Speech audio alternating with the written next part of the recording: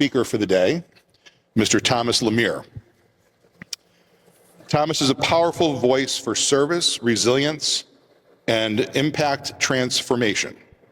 With a 26-year Air Force experience, global humanitarian missions, and entrepreneurial success, this is a speaker who lives the value that he teaches.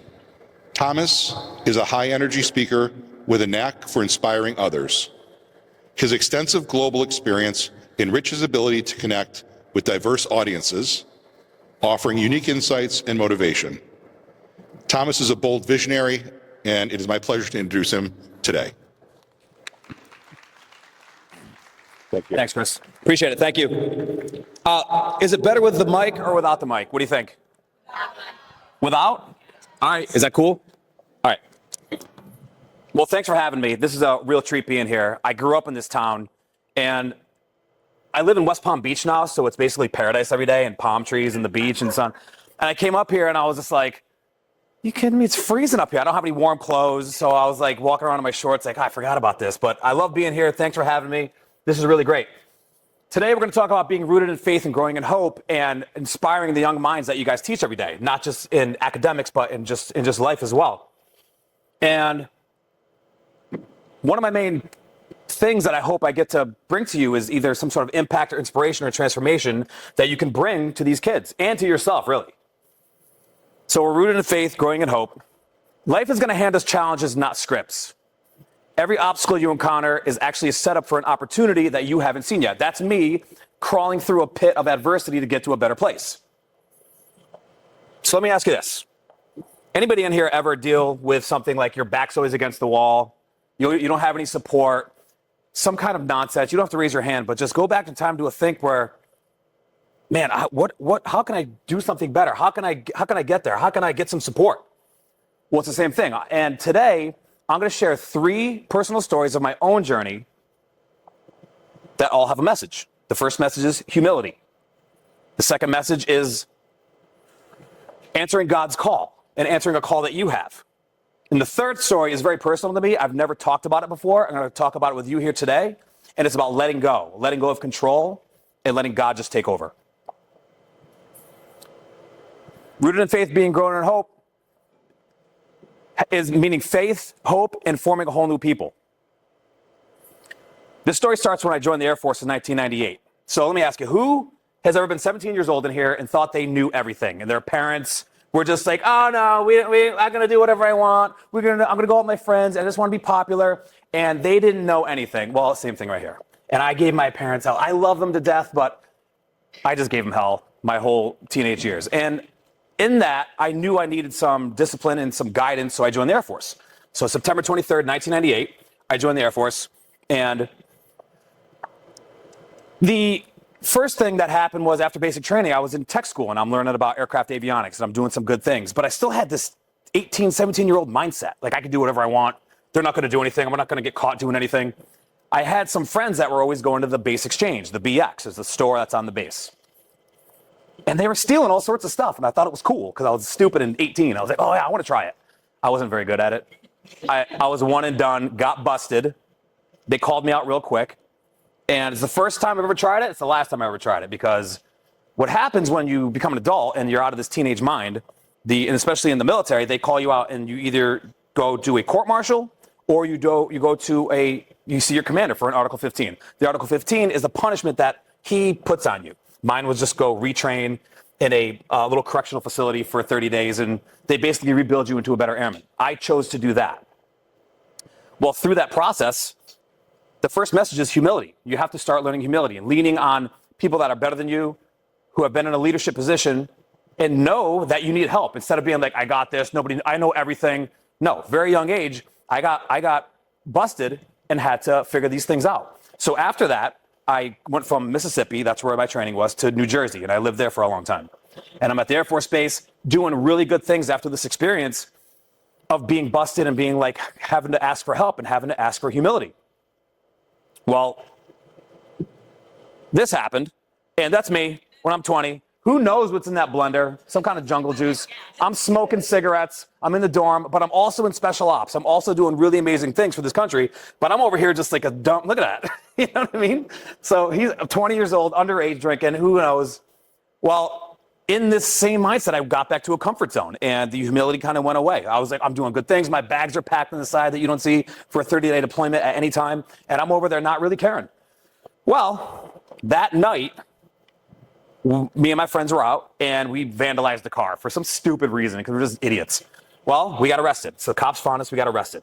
Boom, another Article 15. The problem with that is you're only supposed to get one in the Air Force. The Article 15 means you're one and done. Like, this is your chance for redemption, and I messed up again. Well, God must have been on my side because I was looking to him and being like, sorry.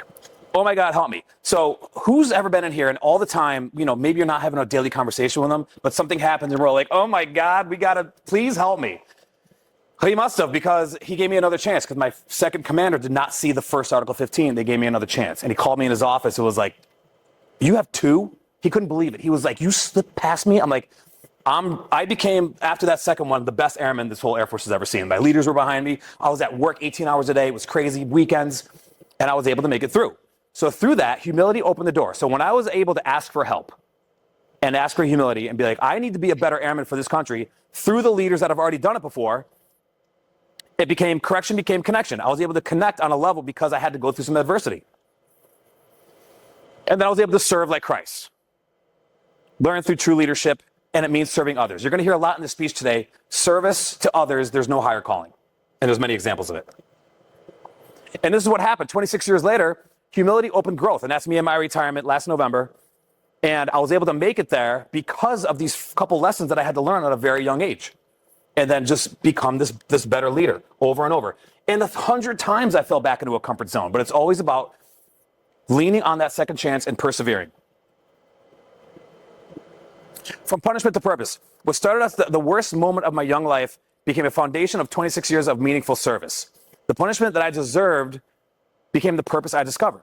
So asking for humility, leaning into the leaders that have already done this, I was able to get to a place and retire with honors with a huge rack of ribbons, great party. And I was like, man, what a life of service. But it started some other things in my mind. And it gets to the next story where we're going to explore a different kind of calling. And it's God's calling. And I had it in me. And it took me to the other side of the world. And it's going to segue right before I retired. There was this date called October 7th, 2023. If anybody knows what that date means, you can think about it. It's the date that Israel got attacked. And I'm sitting at my house and I'm watching my TV and I'm like, man, this is awful what's going on over there. Now, there's a lot of awful things that happen in life. And maybe we've all been into a place where you're like, you see something, maybe it's like a kid in your neighborhood that's sick, or maybe somebody in school you want to help, and you want to help them. So this mission, I was watching on TV, I had two callings. One, God was talking to me saying, if you need to go do this, you should go do this, 100%. The same day, I got a call of opportunity.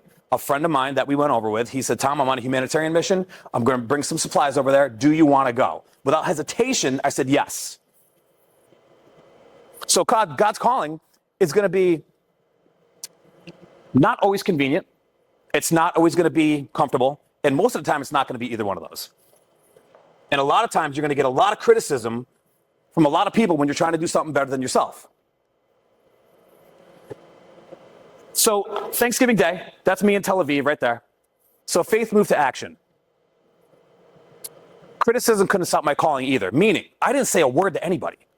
I left Thanksgiving Day, so that's not comfortable or convenient because I wanted to go maybe spend time with my family. I did not tell my mother. I didn't tell my sister. I didn't tell anybody what I was doing because a war just started and I'm going over to hang out in Gaza or Israel. What is that? What kind of sense does that make? It doesn't. But we're going to do something better than ourselves. Someone's trying to get in, by the way. And how do we get there? And once the criticism started coming, because people started finding out that I was there, we were doing a lot of humanitarian things. My friend was a big advocate for Dunkin' Donuts, so we brought a bunch of Dunkin' Donuts. We brought some blankets. We were able to see the terror victims and talk to these people and do something better than ourselves. Tel Aviv, great place. That's us. He's got the Dunkin' Donuts, and we're with these guys. They're coming out of Gaza, and we were just like talking to them and just listening. What a huge experience. They love Dunkin' Donuts, by the way. So lessons from the field. My favorite one is right here, courage over criticism. A lot of times we're going to hear a lot of things from a lot of people, and they're probably the closest people to us. When you're trying to do something better or bigger or something within yourself that you are called to do, that you always wanted to do for whatever other reason, we just don't do it because we're in a comfort zone. How many people, you don't have to raise your hand, you thought, man, I'd really like to something. It doesn't have to be something like this. It could be anything. Or I've always wanted to, boom. I've always dreamt of, boom. And we're going to get into a lot of that in a little bit. Teaching with love in action. So how does this, as a teaching, we're talking about teaching this next generation coming up. How do you answer God's call, have humility, and then be a better teacher for these kids? And we get to leave it at the door. So anything we're ever going through, we get to leave this at the door and come in and teach these kids. We're going to have a lot of takeaways at the end of this, and we're going to go through this again. But here's my favorite one. Not every battle is fought overseas.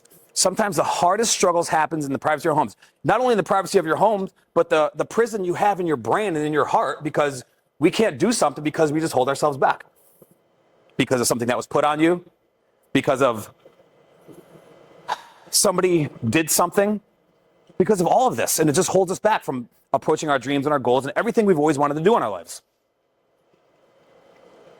It's one of my favorite pictures. I'm going to tell you why, and it's a segue to the next lesson.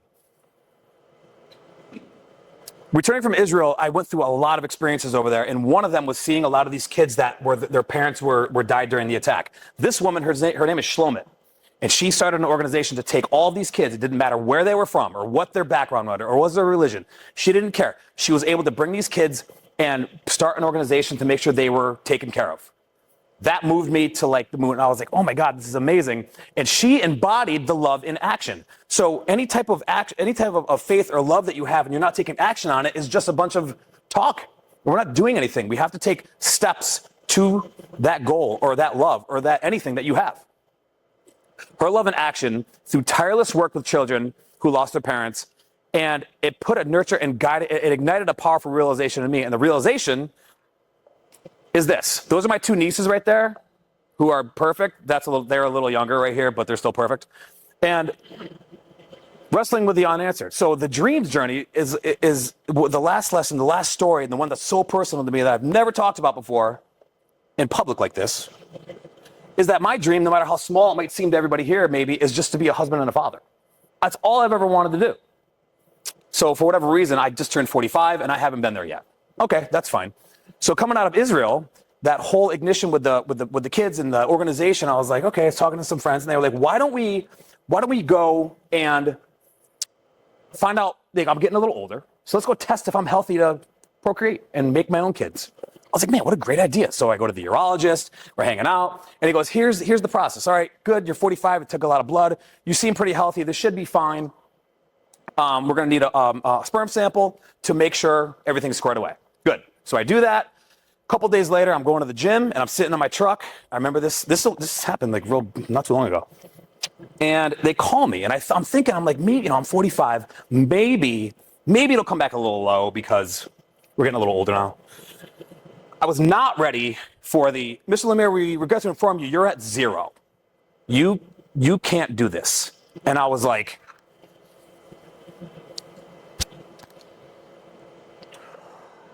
completely demoralized. Completely, everything that I've ever wanted just snatched from me.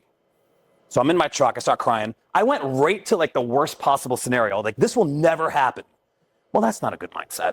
There's so many things you can do. And I had to go back and think, like, what made this happen? So part of this letting go, this is one of the lessons of letting go. I get to let go of that. And think about what happened in my life. One of the things, when I was a baby, I had a cancer scare. I had a testicular cancer scare, and they had to take one. So that could have maybe done it. Maybe like I've been living like this my whole life. Or because when I turned 40, I had to go on some replacement therapy because I was just deficient. And maybe that did it. So we're working with the whole thing to try to figure out how I can do this. So this is happening right now. And the only reason I bring this story up today right now is because we're all going through something. And it's okay. It's okay. You know who we get to give it to? Right in here. And be like, all right, well, we're all kind of going through life like this. and I'm going through life. I can have kids whenever I want. I can do whatever.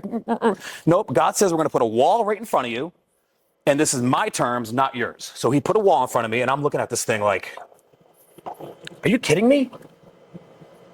So right now I'm looking for a door in this wall. That's what I'm doing, looking for a door. Or I got to take another path, and maybe this isn't in the cards for me. At least right now it's not for me because this is happening to me right this second. So I'm taking another path. We have an ongoing journey. And like I said, we're all going through something. So anybody in here that's going through something, whether you are or not, we're on God's terms. And how you bring that into the classroom is leave everything at the door, wake up and know that you're worth it, and realize we're on God's plan, not ours. When we buy into God's system and not our own system, because we really don't know anything, he knows everything. And that's it. We get to press on his terms. Wrestling with God's science, surrender to God's plan. We talked about that. Vulnerability is holy work. Admitting the struggle. You think this easy talking about this? No, but I'm at a point where I'm like, I don't even care because I'm able to let it go. So whatever we're holding on to, all this nonsense, all this BS is a bunch of nonsense because it's holding us back from our authenticity, and vulnerability will get you everything you've ever wanted in your life, and it'll attract everything you ever dreamed of.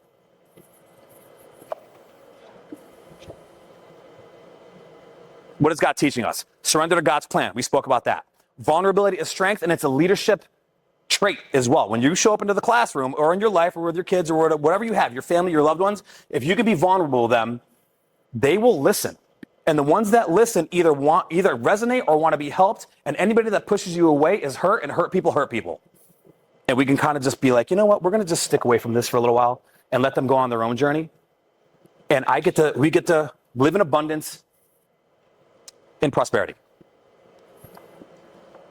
We're going to go through these 10 lessons, and each one of them I've been able to put into my life, and it'll correlate to the Catholic Church and how we do things here from a teaching perspective. Number one, humility opens growth. We've already said that. Pride says, if we're all prideful and we're like, oh, I got this, and I don't need any help. Anybody done that before? I've done that 100,000 times. But when you can say, I need help, and you can look at somebody and say, and lean into them and ask for help, people want to help. It's not a big deal. 2 practical takeaways. Identify an area where you've been too proud to ask for help. We've all done it. So if it's teaching, if it's at home, if it's maybe in health, whatever you wanted to do, and you've never done it before, somebody has. So ask for help. And for here, model humility in the classroom. When teachers admit they don't know everything, students learn it's safe to ask. So if a student asks you something and you just don't have the answer, that's okay. But you can say, I don't really know, but let me get back to you. And because you don't know, it disarms you. It disarms them, and they can ask whatever they want instead of them hiding for themselves. And I don't know how old, 8 to how old these kids are, but any kid still has a young mind. And when you can show humility, it'll open them to do the same thing. Prayer steadies you. Commit to a daily practice. I don't know how many people in here pray every day or what your practice is or any of that. But if you're only praying when life is against you or like the world's about to crash on you and that's when you go to God, that's all good. He'll still be there. But when you have a daily practice of this, and it doesn't have to be like at the edge of your bed, like, oh my God. It can be, but it doesn't have to be. Like when you're putting your kids to bed, now lay me down to sleep. All of that, it can be, but it could also be when you're on a walk and you're coming to work, you're driving to work, and you just start having a conversation. That's prayer too. Hey God, thanks for this awesome day. I'm going to work. Can you help me through that one kid that's kind of a pain? All right, thanks. Also, the lunch today would be nice. Thanks. Whatever it is, and you can just have these conversations. And that's prayer as well. It doesn't have to be, but make it a daily practice. Integrate prayer into social daily life. Because we're at a Catholic church, I don't know your schedule for prayer and all of that, but if you're doing that, good. If not, tell them it's okay to have a conversation with God. If they're going through something, why don't we just give this to God? I'm just going to talk to him today.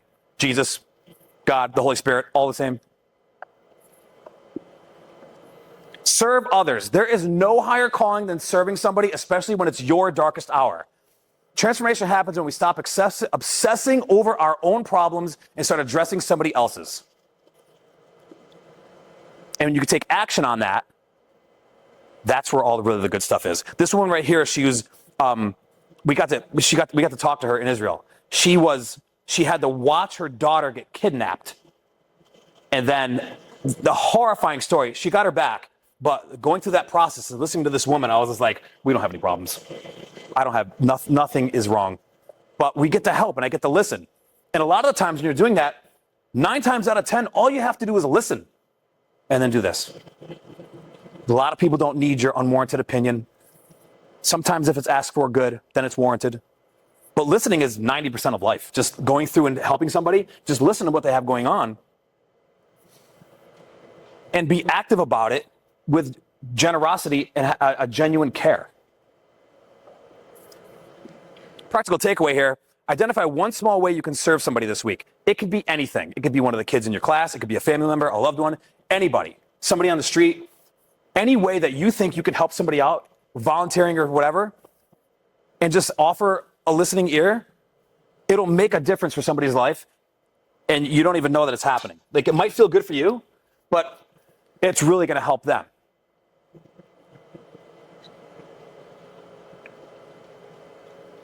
Courage over criticism.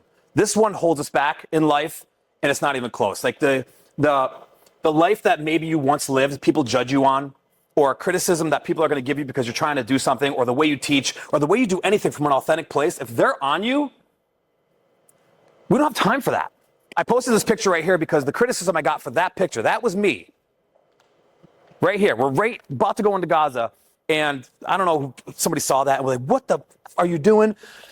And I'm like, hey man, we're good to go here. I don't have time for any of this nonsense that you're going to put on you. And if you, the choice that you have, if you follow the crowd or follow your conviction, you have a mandatory obligation to yourself to be convicted to live the life that you've always wanted to live. Not what your friends think, not what your family thinks, the life you've always wanted to live. The dreams, the goals, anything you've ever wanted to do for your life, you get to live, and you have to have a conviction that it's the right choice.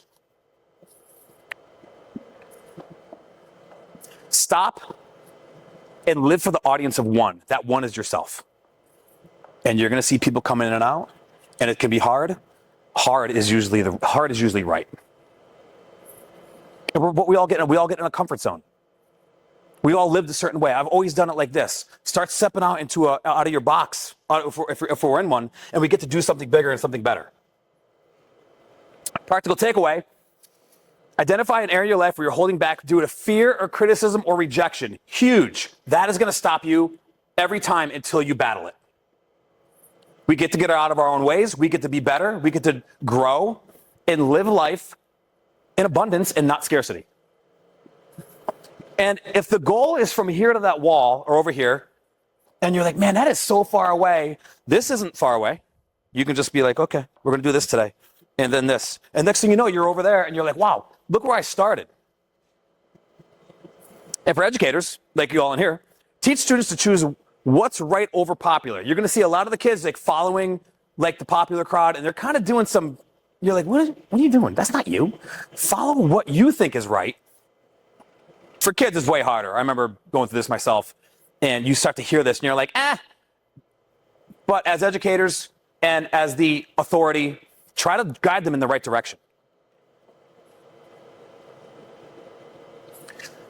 I put a lot of lessons up here to lean on others for help. So mentors who believe, friends who stay, faith, family, encouragers. I like these last two, accountability and accountability partners and encouragers. They can be one of the same people. People that are going to hold you accountable, but also cheer you on when you're trying to do anything.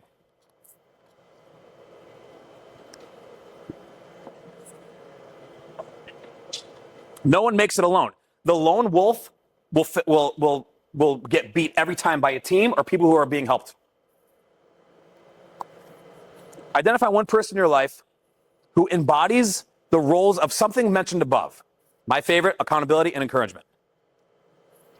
And if you're going through something, or if you need help, or if you're trying to do something new and you're coming out of your comfort zone, or if you have a new way of teaching, or if you have a kid who's kind of like a pain right in the ass, and you're like, I don't know what to do with this kid, you can reach out to one of your peers or the principal or whoever. I think the principal would be the one to go to because she, is the boss. But for Catholic educators, build collaborative learning communities. So in your community of your class, it doesn't have to just be academic. Have little groups where maybe stronger kids are better than maybe the weaker minded ones. And we're modeling the body of Christ in action. Vulnerability is strength and a leadership quality. We've been taught to hide our struggles, but it's a bunch of nonsense. Like if we're just hiding behind everything and we're not able to talk about it, you're not going to be able to attract the people who really belong in your life. And we're all living through a filter too, either on Instagram with a fake tan, or which I kind of support, by the way. But like the other stuff is like we're just showing only the good parts of our life, and really the people that we should be showing are the ones that are struggling, the one that can't get out of bed on a Saturday because they're depressed and they need help, because that's the people are going to want to resonate with or help. And be like, okay, how do I help you? Or I get it, I do the same thing, and you can have a conversation and maybe start doing something else, taking a walk, getting a coffee. When you start to be vulnerable and ask for help and say, I'm not okay, that's the best thing you can do.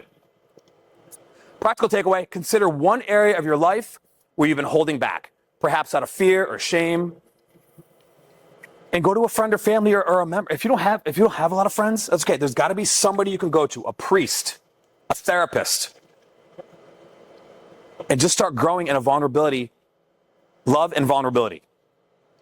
Make a mantra for yourself as well. If you're not okay, you get to get up every day and say, okay, I am loving, I am confident, I am powerful, I am awesome, I am great, I am whatever positive word, and those positive words really get into you. Instead of like, nothing's good for me, I'm no good. That low self-worth mindset will keep you there. You start talking another way, you'll start going in another direction. You could teach this to your kids too. That same thing. To have your kids start saying positive things about themselves. If they have a bad family life, you could be like, no, that is not true about you. You are awesome. You're beautiful. You're handsome. Look good. Whatever it is. Surrender to God's plan. I didn't have to tell that story, but that's for me to surrender and let go of whatever was around that fear, shame, anger, whatever I had. It's so freeing to not even give a, you know what I mean? I don't want to swear during this thing, so I don't think I have, right? None? Not once? I did?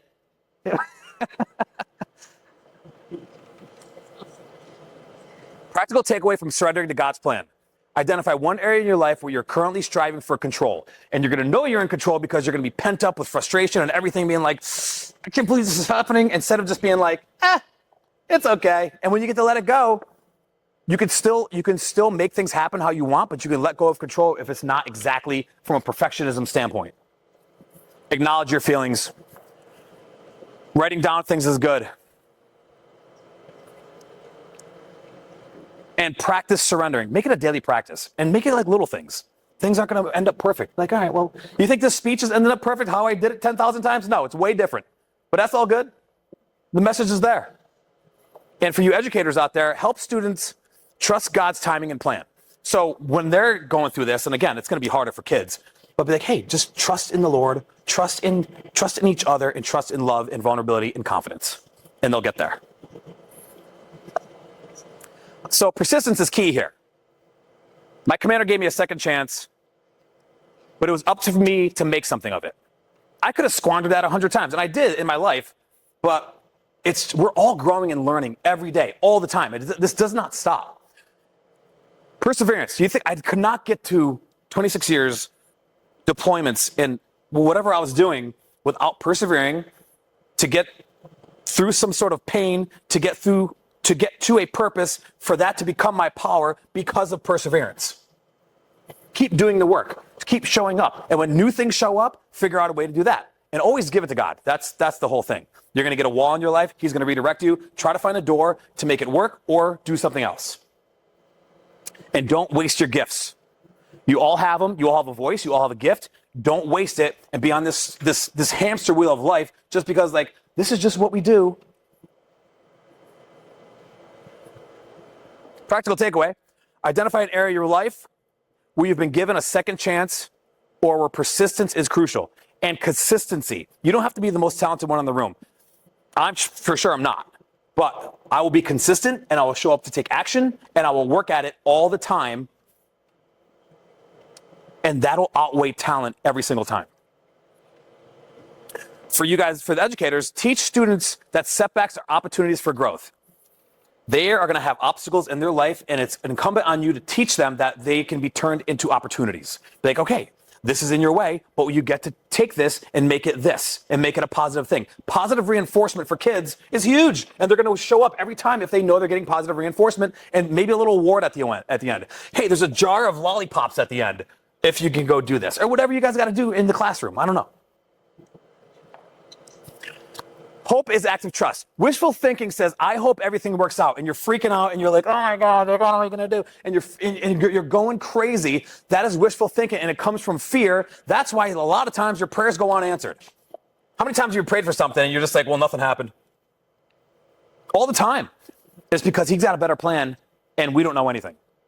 Active trust says, well, I don't really know what's going to happen here, but we're going to move forward with this because he's got it. Hope isn't passive. It's action rooted in faith.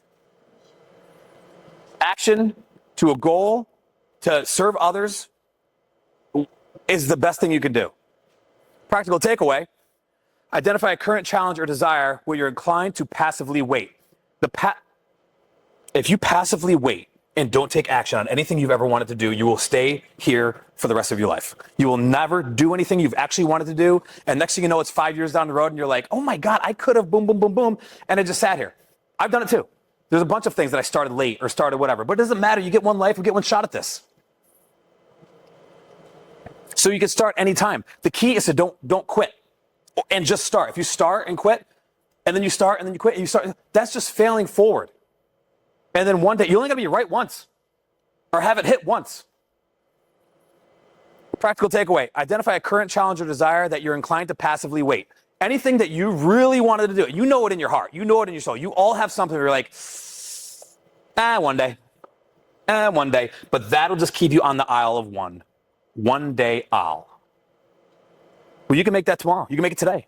And just take a small step. I want to write a book. I want to go to a new gym. I want to learn how to trade crypto. I want to, all these things. All you have to do is start right here, ask one question to somebody that knows, who has an authoritative figure, and start.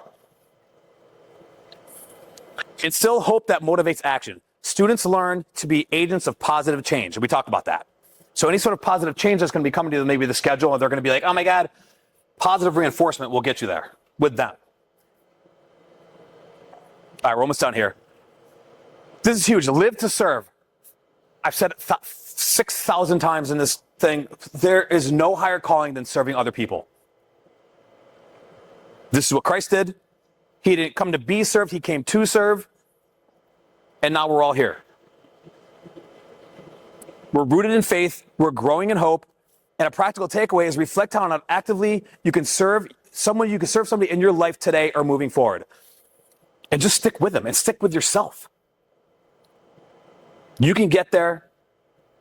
We can help people. Obstacles are not roadblocks. Here's my closing, and then I have a couple other things I want to say. Make sure they're stepping stones. If you see an obstacle, no matter what it is, you can, again, have a conviction in your life that you have a voice, that you are worth it, no matter what anybody's ever told you. And you got to remember, everything that's ever been put on you, you didn't come up with. We came into this world as a naked baby. We were crying. Well, you learned everything. It was put on you. These aren't. So we get to unlearn it if it's all this negative nonsense. I don't care what's happened to you. It does not define you in the way you move forward. You get to get rid of all this, give it to him, and say, this, I'm done. And you get to live in the best positive way ever. And trust me, the journey's not going to be easy. I promise you it's not going to be easy. But it'll be right. It'll be right for you. Just don't quit. When the world says quit, you say, watch me. And all we're doing, being rooted in faith, growing in hope, teaching these kids all of these lessons to get to a better place, is just not quitting, listening, and being your best self. We talked a lot about how you can get there, but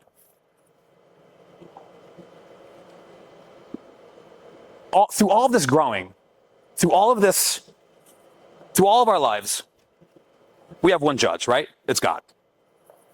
But because we're Christians, that's kind of already taken care of, and we all get to go to heaven. We all get to bask in the kingdom forever. I think there's somebody else judging us, though. And I think about this a lot.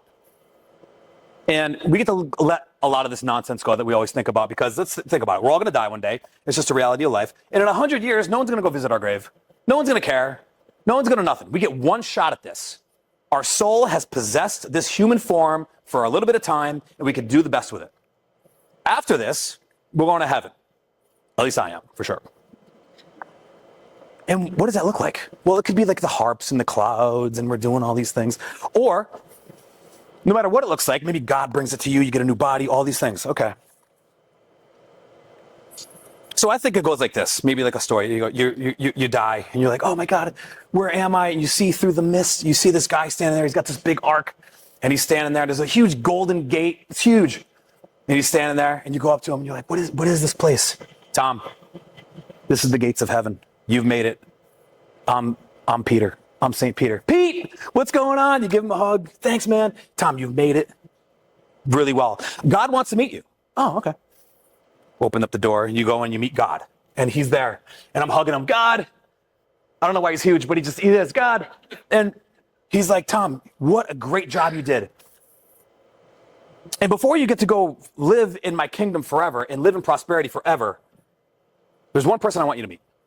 Oh, okay. And out through the mist shows up this person.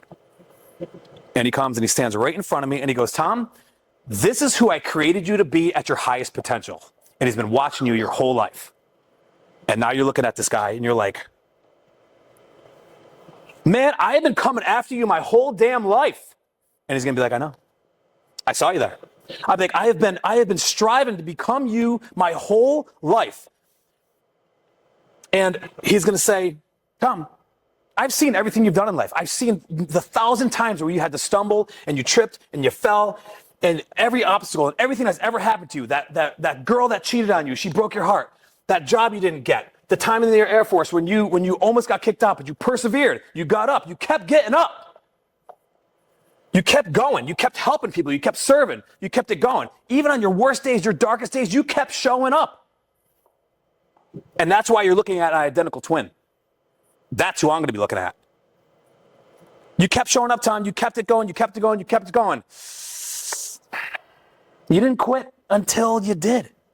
What happened there? What happened with this the project or some sort of business opportunity or whatever it was? And maybe and to be honest, we're all growing through stuff, and sometimes stuff just doesn't serve us anymore, and you stop. But the answer I think about it all the time. I hope to God I never say to him is, why did you quit? I hope to God I don't say it's because I was scared, because that'll keep you at your lowest, and you will think about it forever. And when you're on your deathbed, you're going to think about that time like, I should have, and you couldn't. Where we should be, when we come into this life, we're the one crying, everybody else is smiling and laughing. When you go out on your deathbed, you're the one like, thank God, and you're smiling, and everybody else is crying. That means you made an impact. That means you made transformation for everybody else. You were able to inspire everybody in your whole life. We don't get to be scared. We get to live in abundance. We get to show up. We get to show up for the people who we love. We get to show up for ourselves, and we get to pour from a full cup. Who's with me on that? Full cup, right? Let's go. That's all I have for you today. I'm Tom Lemire. Thanks for having me. Love you guys.